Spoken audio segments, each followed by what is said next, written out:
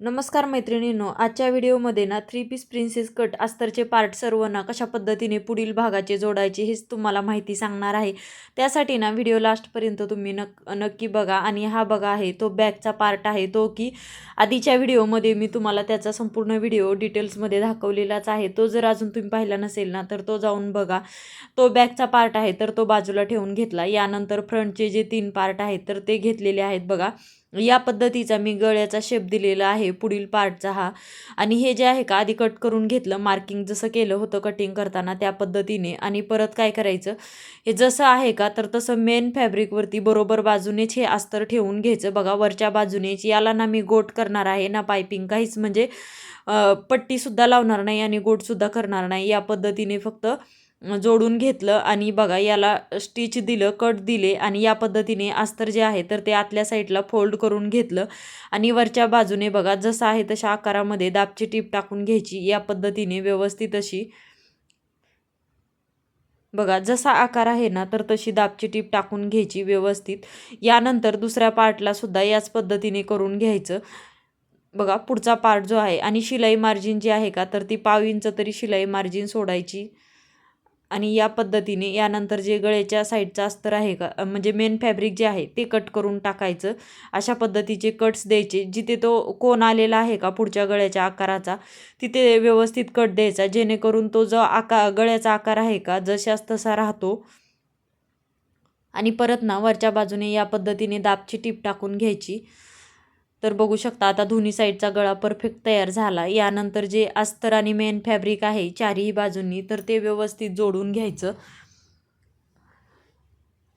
बघा. जसं आहे तसं मी व्यवस्थित अस्तर आणि मेन फॅब्रिक जे आहे तर ते सर्व बाजूंनी व्यवस्थित जोडून घेते या पद्धतीने. आणि जे एक्स्ट्रा मार्जिन असतं ते सुद्धा कट करून टाकलं. आणि तो जी पुढील गळ्याचा पार्ट आहे तर तो मी तयार करून घेतला. यानंतर जो साईड पार्ट असतो फिटिंगच्या बाजूचा तर तो पार्ट आहे, तर याची जी आकार देण्याची जी बाजू आहे तर त्या दोन्ही समोरासमोरच आल्या पाहिजेत. आणि हे उलट्याच बाजूने ठेवून घेतलेलं आहे. मेन फॅब्रिक उलटंच ठेवलं आणि त्यावरती अस्तरचे पार्ट ठेवून हे 2 पार्ट जे आहेत तर ते स्टिच करून घेतले मी व्यवस्थित. सर्व बाजूंनी ना स्टिच करून घेतल्याच्या नंतर याला जे मेन फॅब्रिकला आपण एक्स्ट्रा फॅब्रिक सोडलेलं असतं का तर ते कट करून टाकायचं.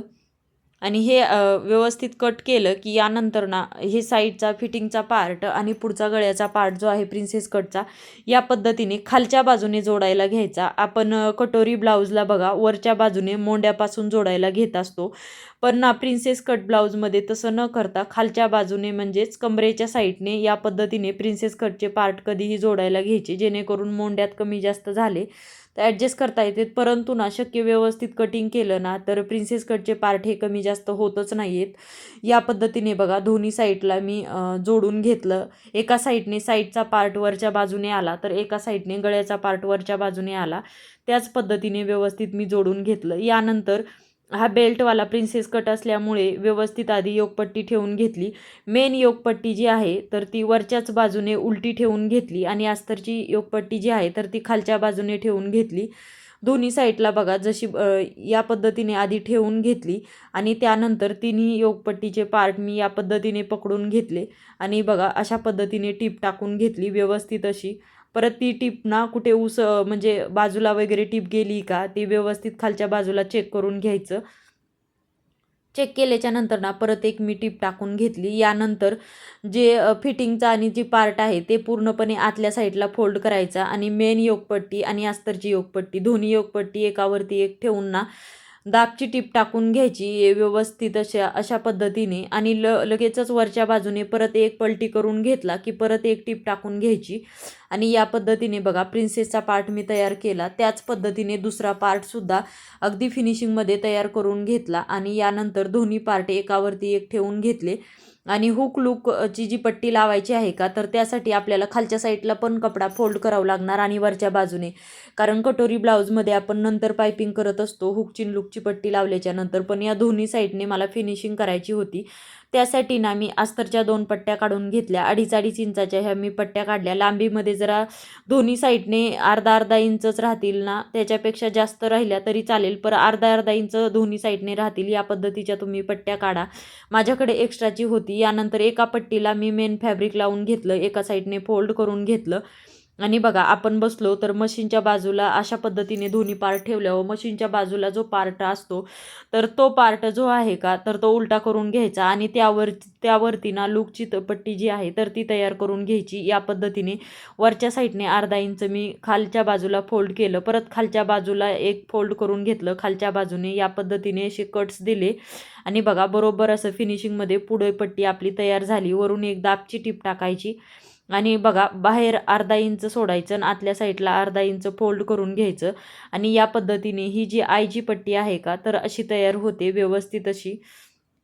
बघा सरळमध्ये परत टीप टाकून घ्यायची. खालच्या जे साईडला आहे ते सुद्धा फोल्ड केलेलं आहे तर ती खालच्या बाजूने व्यवस्थित फोल्ड करायचं आणि परत एक टीप टाकून घेऊन या पद्धतीने हा पार्ट मी तयार करून घेतला बघा लूकचा. यानंतर हुकच्या पार्टसाठी सुद्धा अस्तरचा जो पार्ट आहे अर्धा इंच आतल्या साईडला फोल्ड केला, परत कमरेच्या बाजूला तीच पद्धत वापरायची. खालच्या साईडला अर्धा इंच फोल्ड करायचा, दोन्ही साईडने अशा पद्धतीने पुढे ओढून घ्यायचा या पद्धतीने. आणि बघा मग परत उलट्या बाजूला यायचं, एक फोल्ड करायचा, परत एक फोल्ड करायचा आणि या पद्धतीने परत आतल्या साईडला एक टीप टाकून घ्यायची 1 इंचापासून.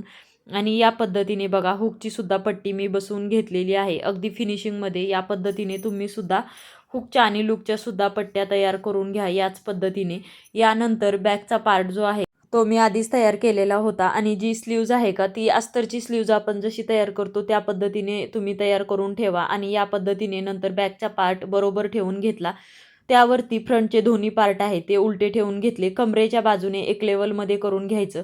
त्यानंतर ब्लाऊजची तुमच्या जेवढी उंची आहे तेवढी उंची जी आहे ती मार्क करून घ्यायची आणि या पद्धतीने शोल्डर अटॅच करून घ्यायचे. या मापामध्ये 14 इंचाची उंची होती बघा, तर बरोबर मी त्याच पद्धतीने शोल्डर जे आहे तर व्यवस्थित अटॅच करून घेतले. बघा एक एक टीप टाकल्याच्या नंतर जी शोल्डरची पट्टी आहे का व्यवस्थित पुढून घेतलं आणि हे जे एक्स्ट्राचं मार्जिन वगैरे जे काही आहे का जेणेकरून बाही जोडण्याच्या आधी ना कटिंग करून घ्यायचं व्यवस्थित, जेणेकरून ब्लाऊज वेअर केल्यावर ना जास्त फुगा किंवा जास्त चुन्या येऊ नयेत आणि ब्लाऊज हा व्यवस्थित दिसावा. त्यासाठी ही कटिंग करणं खूप महत्त्वाचं असतं. अशा पद्धतीने पार्ट ठेवून बघायचे आणि कटिंग करून घ्यायचं. या पद्धतीने बघा पूर्ण पार्ट कटिंग करून घेतले की नंतर जे शोल्डरच्या टीप राहिलेल्या होत्या 2-2, 3-3 टीप फिनिशिंगमध्ये टाकून घ्यायच्या. एक कडनी सुद्धा मी टीप टाकून घेते.